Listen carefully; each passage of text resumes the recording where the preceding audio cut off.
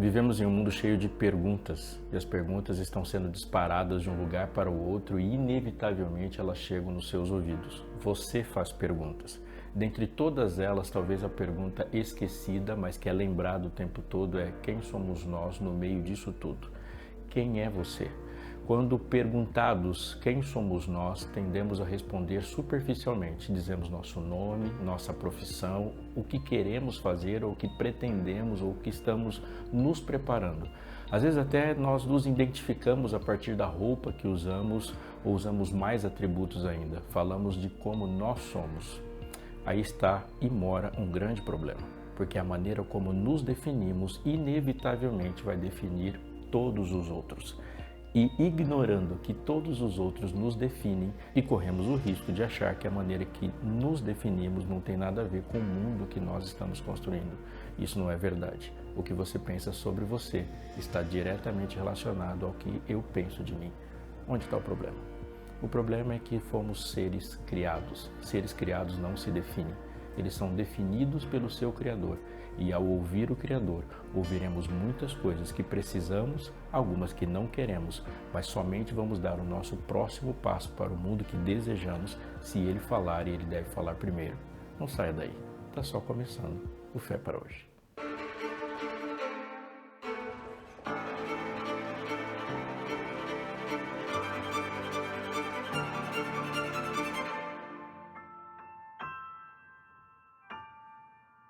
A compreensão do texto de Tiago está diretamente relacionado ao que Jesus falou no Sermão do Monte, sem nenhum tipo de desvio. Ele segue a mesma linha. É interessante a gente pensar neste texto do capítulo 2, porque ele está colocando alguns pontos que devem estar na nossa mente quando a gente entende o texto. Primeiro, lembre-se que Tiago é irmão de Jesus, embora não se apresente dessa forma. Isso é muito importante para a gente entender que ele não está dando uma carteirada quando ele fala o texto. Ele se apresenta como servo, se apresenta como aquele que foi designado. Então a identidade dele não está num fator social, num fator nem na construção cultural religiosa do seu tempo. Ele é uma pessoa que se identificou a partir do seu chamado. Leve isso em consideração. Segundo é que ele está falando para o mundo plural. Então imagine o mundo do primeiro século, que é o mundo romano. E o mundo romano é o mundo que vai de um império único, pensando no mapa do que você hoje entende por Portugal, e indo até a Índia. Como é esse mundo? São pessoas de todas as etnias, de muitos povos, de muitas línguas e formas de pensar diferentes. Não dá para imaginar que a igreja cristã no mundo romano é uma igreja constituída de um tipo de gente só. Qualquer congregação, qualquer sinagoga, qualquer agrupamento cristão onde você vai entrar nesse mundo romano, nós vamos encontrar pessoas de todos os tipos. Nós vamos, por exemplo, encontrar judeus que participaram do judaísmo e que vêm de uma tradição de 1500 anos. Ao mesmo tempo, nós vamos pensar em pessoas que viveram educadas no mundo grego, que se parecem com gregos de forma e que têm uma forma de pensar grega que está sendo desconstruída por esse cristianismo emergente.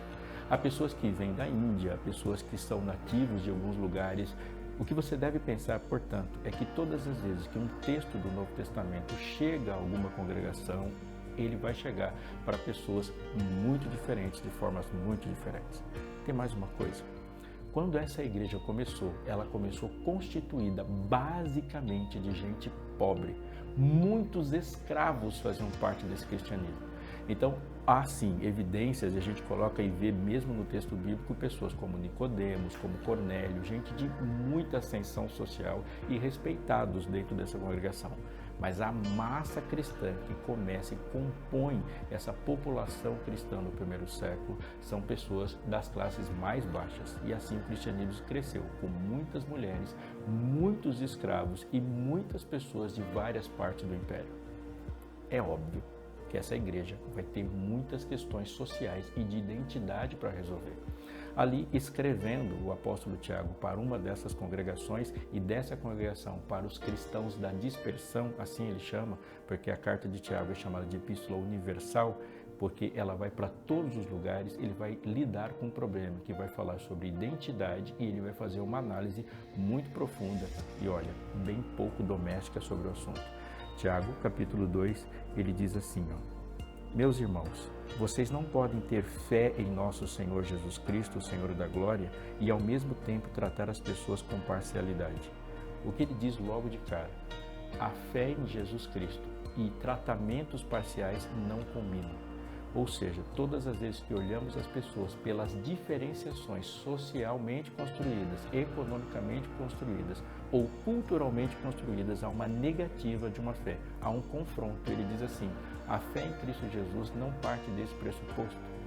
Isso é uma ruptura muito grande, se transporte para aquele momento ou até para esse. Quando o cristianismo é construído e a ideia principal do cristianismo é um Criador e um Criador que cria duas pessoas no Jardim do Éden, é impossível que se pensar que haja um Deus só, que fez um homem e uma mulher só e deles se espalharam toda a humanidade e haja diferenciação. Todas as ideias de diferenciação, elas são contra o cristianismo, porque neste tempo, pessoas diferentes, elas vêm de deuses diferentes e criações diferentes. Sempre foi assim. O mundo politeísta pensa que, por exemplo, eu vim de um Deus diferente, superior ao seu, portanto sou superior a você. É impossível pensar num Deus único e pensar que as pessoas têm valores diferentes, sem trair a própria fé. E ele vai continuar dizendo isso. Porque se entrar na sinagoga de vocês um homem com anéis de ouro nos dedos, vestindo roupa luxuosa, e entrar também um pobre muito mal vestido, se vocês derem um tratamento especial que está vestido com a roupa luxuosa, dizendo, você, sente-se aqui no lugar de honra, e disserem ao pobre, você fica em pé, ou sente-se ali abaixo do estrado dos meus pés, será que vocês não estão fazendo distinção entre vocês mesmos e julgando as pessoas com critérios errados? Essa é a conclusão que ele chega. Qual é, portanto, o critério bíblico de julgamento? Ele é um só. Deus divide o mundo, conforme eu disse, em duas categorias: o bem e o mal, justos e injustos, santos, profanos. Não há nenhuma outra, ou se está de um lado ou se está do outro. Mas o papel do justo é trabalhar com o poder de Cristo para que o injusto se torne justo e não reforçar a diferença. O papel do santo é trabalhar para que essa santidade aumente não somente nele, mas todos os que estão fora desse campo de santidade. Lembre-se, a regra maior da eleição de Deus é você e não outro, mas é sempre você por causa de um outro. Tiago, então, vai dizer que este critério que ele está usando não é o critério de Cristo, portanto, sem usar o critério de Cristo, ser chamado de cristão é ser um impostor. E ele vai continuar. Escutem, meus amados irmãos. Por acaso Deus não escolheu os que para o mundo são pobres para serem ricos em fé e herdeiros do reino que ele prometeu aos que o amam? Essa palavra ele vai repetir de Jesus e você precisa pensar nela seriamente. Qual é o mérito de um herdeiro? O que um herdeiro tem que fazer para ter uma herança? E a resposta é incômoda, mas real. Um herdeiro precisa ter um pai. Herdeiros não podem arroubar, gritar, comemorar o fato de terem conquistado alguma coisa. Se houve uma conquista, não foi dele. Um herdeiro é filho de um conquistador. Todos nós somos herdeiros e quando Deus nos chama de herdeiros, Ele não está colocando uma medalha no nosso peito. Muito pelo contrário, Ele está colocando no peito dele, porque foi Ele que conquistou e nos conquistou. Ele diz sobre esse herdeiro, dizendo assim, no entanto, vocês desprezam os pobres. Por acaso não são os ricos que oprimem vocês e não são eles que os arrastam para os tribunais? Não são eles os que blasfemam o bom nome que foi invocado sobre vocês? O que Tiago está chamando a atenção é algo que nós devemos pensar hoje.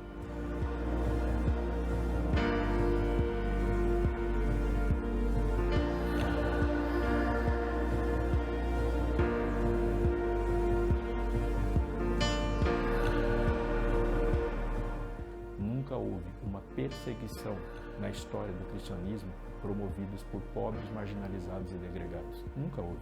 Aliás, nunca houve uma guerra que começou com pobres. Nunca houve uma guerra que começou com órfãos. Nunca houve uma guerra que começou com viúvas.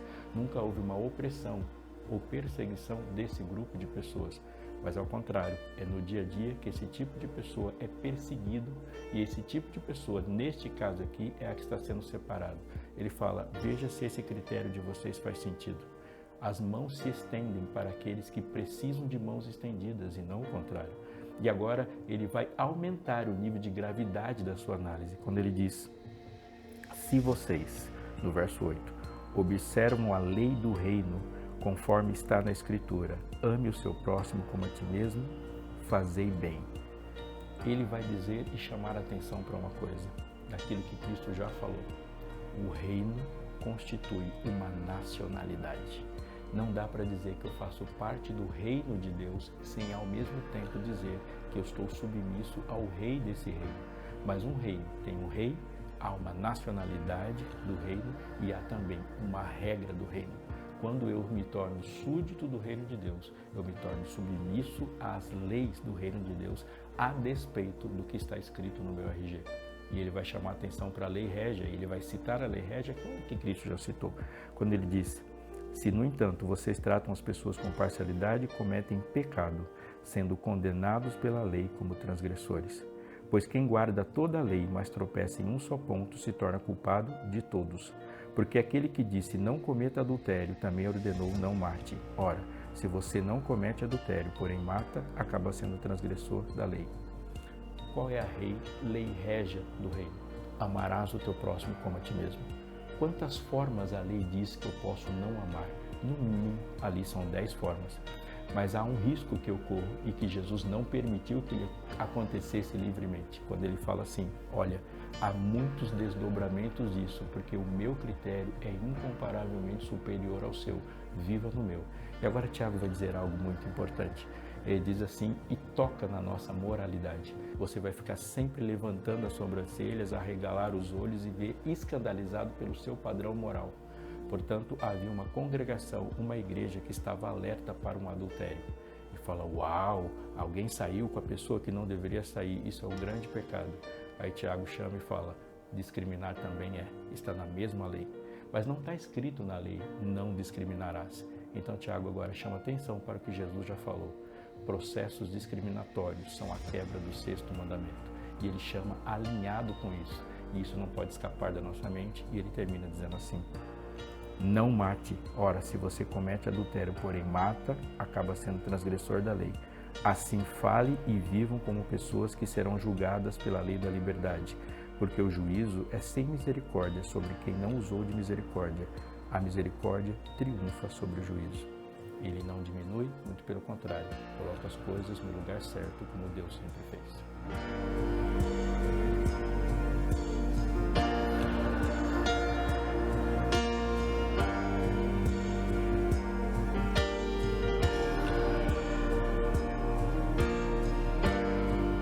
Para que a gente comece a compreender quais são as reais diferenças, ou seja, aquilo que Deus disse de fato, que seria a linha divisória para toda a existência, precisamos compreender como Deus pensou a existência.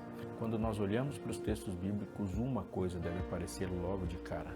Tudo que ele faz, conforme ele disse em Isaías e que Paulo escreveu em Coríntios, ele faz para a sua glória. Portanto, compreenda, a glória de Deus é a manifestação das suas características. Vamos juntar. Façamos o homem, diz o texto em Gênesis 1, 26 e 27, a nossa imagem conforme a nossa semelhança.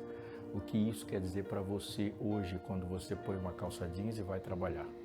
Fazer o homem à sua imagem significa que tudo que existe de certo em você é aquilo que está combinando com o que existe em Deus.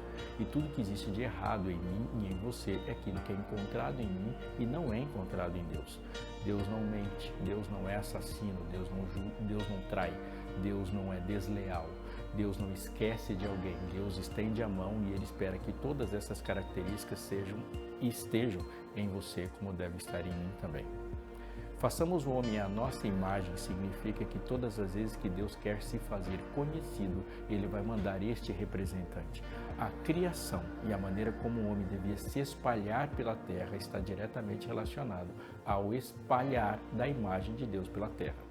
Fazer o homem à sua imagem é o ponto determinante da maneira como o homem deve ser tratado e como o homem deve se ver, porque dessa forma ele vai representar a Deus. E eu não posso representar a Deus pelo que ele não é. Há um texto muito importante que vai dar base a um mandamento, e isso está escrito lá no livro de Gênesis, por ocasião, depois que o dilúvio aconteceu, e queria que você prestasse muita atenção nisso. No capítulo 9 do livro de Gênesis, logo após o dilúvio acontecer, quando Deus refaz a aliança, ele diz o seguinte, verso 6, se alguém derramar o sangue de uma pessoa, o sangue dele será derramado por outra pessoa. E agora ele vai dizer o porquê disso. porque Deus fez o ser humano segundo a sua imagem. Qual é a base com a qual Deus proibiu o assassinato? Ele diz assim: se você derramar o sangue de outro ser humano, isso vai ser considerado em alta importância e alta gravidade. Por quê? Porque ao agredir um ser humano, está agredindo a imagem de Deus.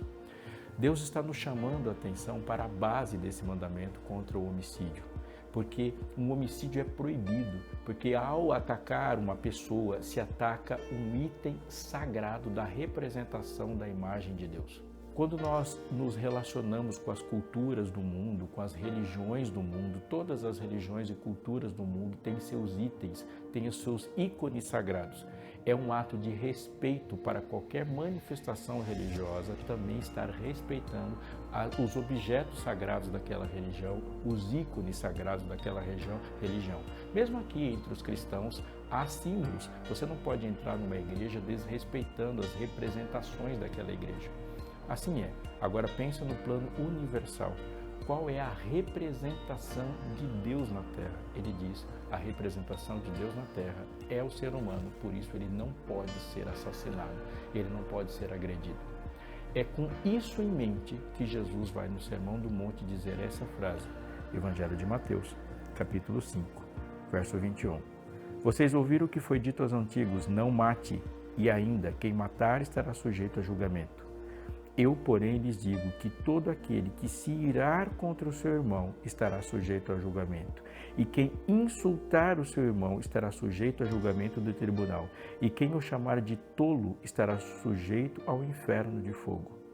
O que Jesus está dizendo aqui? A mesma coisa que ele disse para Noé. Ele fala, o homem foi feito à minha imagem, ele me representa.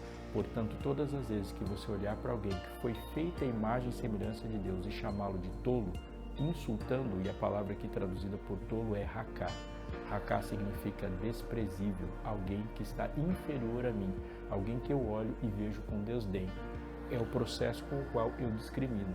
Ele diz, você não pode dizer que alguém que foi feito à minha imagem é desprezível ou inferiorizado, porque se você fizer isso, você agrediu o princípio do mandamento do matar.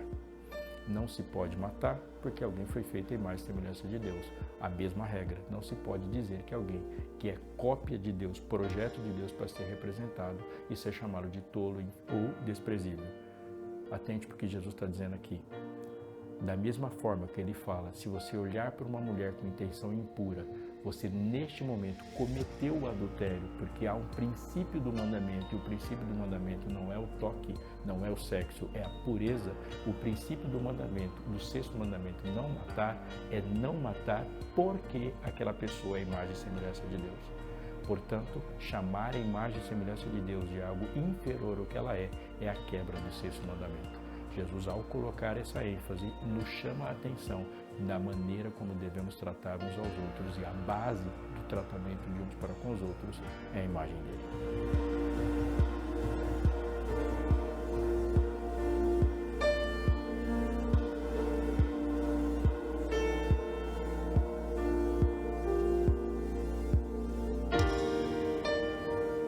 Uma das grandes contribuições da ciência, e a gente pode chamar de ciência moderna, é a capacidade que a ciência nos dá de dar nomes corretos para as coisas. E é impossível ter um desenvolvimento cultural e científico sem que se nomeie. Isso é muito importante. A cada dia que passa, você pode ter notado que há coisas novas e nomes novos, por exemplo, para doenças. Não que necessariamente uma coisa nova aconteceu, mas nós já conseguimos delimitá-la, nomeá-la. É baseado nisso que, de uns anos para cá, algumas pessoas dizem que a Bíblia não trata necessariamente de alguns temas que estão na ordem do dia. Ela não fala de racismo, por exemplo, baseado no que alguns chamam de racismo de raça, ou seja, quando as pessoas são diferenciadas a partir de um item fenotípico, biológico, a sua aparência. A verdade é que a própria construção do termo raça, ele não tem nenhuma base científica, mas no dia a dia as pessoas são diferenciadas, principalmente em lugares de herança colonial, a partir da maneira como elas se aparentam, como elas se apresentam, cor dos olhos, cabelo, nariz, boca e assim por diante. A Bíblia não vai tratar desses termos, mas ela vai tratar com o nome próprio disso, Ou seja, a Bíblia vai falar de forma desagradável ao pecador quando ela chama o que nós chamamos de 1000 nomes diferentes por um nome só: pecado. Ela não fala que isso é uma construção sociológica, cultural ou uma herança colonial. Ela fala toda diferenciação é produto de um coração pecador. E neste ponto é bom parar e ouvi-la com muita atenção sobre o que ela está falando, de como as coisas começam e como as coisas terminam. Porque, quando você olha para a Bíblia, o primeiro fenômeno de um complexo de superioridade a partir de uma identidade nem na Terra começou. Há um momento da história passada, de uma eternidade passada, onde a Bíblia traz para a superfície uma discussão muito importante para a nossa compreensão. A primeira pessoa que começou com um complexo de superioridade, olhando para si de uma forma superior a todos os outros, é nada mais, nada menos que um anjo que nós chamamos de Lúcifer. Sim, ele olha para o trono e fala: meu lugar é ali, e começa a se achar diferente e superior a tudo. Mas a primeira pessoa que ele achou que era superior era Deus. E todos os complexos de superioridade a partir desse ponto derivam deste pensamento.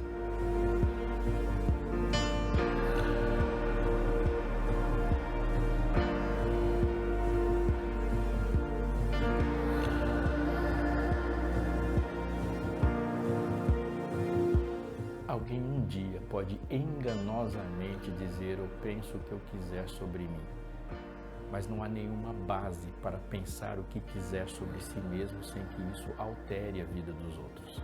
Eu vou repetir: o que pensamos sobre nós determina a maneira como vamos pensar sobre os outros. Se você acha que você é melhor do que todo mundo, inevitavelmente você vai tratar todas as pessoas de forma inferior a você.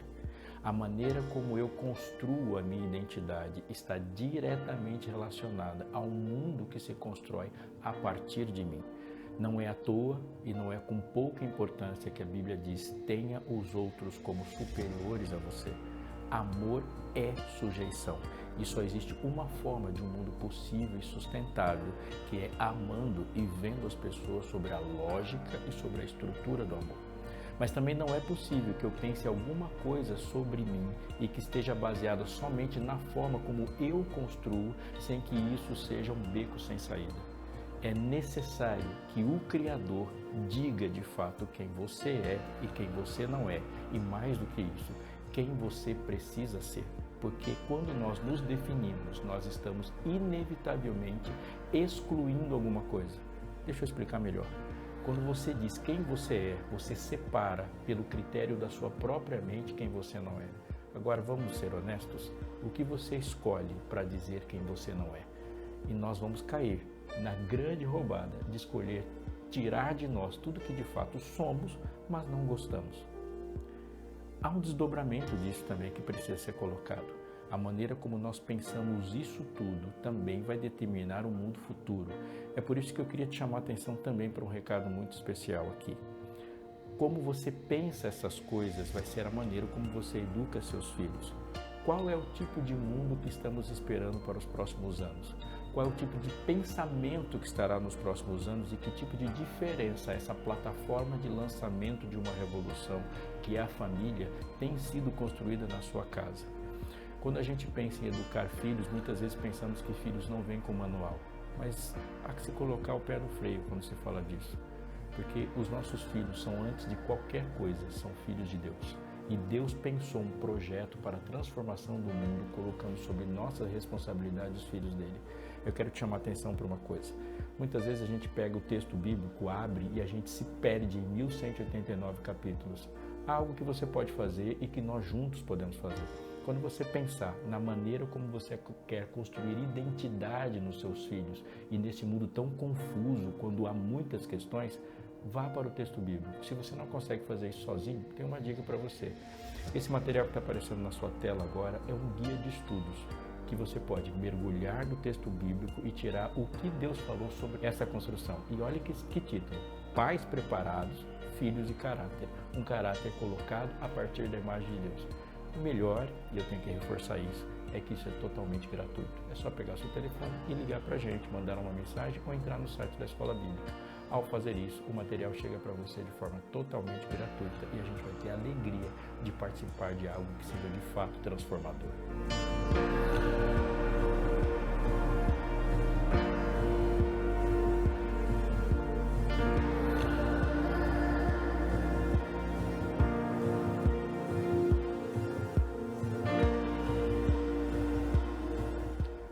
Falando em identidade e como nós somos, eu não posso deixar ou terminar esse programa sem falar para você de algo que é a mais importante de todas e que tem sido construído desde a primeira frase.